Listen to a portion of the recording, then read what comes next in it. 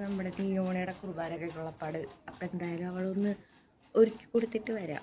എങ്ങനെ ഉണ്ടാവും നോക്കാം. സിമ്പിളായിരിക്കും കേട്ടോ. 6 മണിയായിട്ട് ഇപ്പം സമയം. ഞാൻ ഏറൂസിനെ ഉറക്കി കിടത്തിയിട്ട് വേഗം പോകാമെന്നും പറഞ്ഞ് നിന്നപ്പോൾ അതേ ഒരാൾ എഴുന്നേറ്റ് കൂടെ വരുന്നുണ്ട്. ഉറക്കപ്പിച്ചിലാണ്. അവിടെ നിന്ന് കുറച്ചും കൂടെ നടക്കണം കേട്ടോ നമ്മുടെ വീട്ടിൽ നിന്ന് തറവാട്ടിലോട്ട്.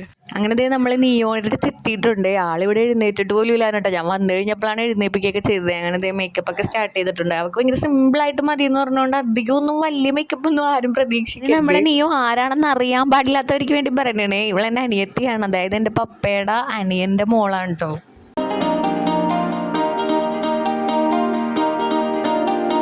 ചിരിമലരുകളെ വിരിഞ്ഞോ ചൊടികളിലഴകായി നിറഞ്ഞോ മധുകണമതിലായി മനം പോലെ.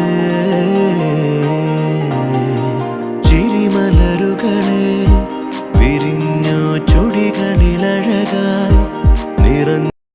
പിന്നെ നിയോണയുടെ കയ്യിൽ ഈ ഗ്ലൗസ് ഒരെണ്ണം ഇട്ട് നോക്കിയായിരുന്നേ. അതവർ വാങ്ങിച്ചത് തന്നെയാണ്. പക്ഷെ എന്തോ ഇട്ടിട്ട് അത്ര സെറ്റായില്ല. കളർ തമ്മിൽ കുറച്ച് ഡിഫറൻസ് തോന്നി. പിന്നെ ഫുൾ സ്ലീവും കൂടി ആയിരുന്നതുകൊണ്ട് അത്ര മാച്ചിങ് ആവാത്ത മാതിരി തോന്നിയോണ്ട് അത് മാറ്റി കിട്ടോ നമ്മൾ. അങ്ങനെ ഇതാണ് നമ്മുടെ നിയോണയുടെ ഫൈനൽ ലുക്ക് കേട്ടോ. ഞാൻ മാത്രമല്ല കേട്ടോ മേക്കപ്പ് ചെയ്യാനായിട്ട് എൻ്റെ കൂടെ എൻ്റെ നീച്ചേച്ചി ഉണ്ടായിരുന്നു. മേക്കപ്പ് ഒക്കെ ഇഷ്ടപ്പെട്ടാ?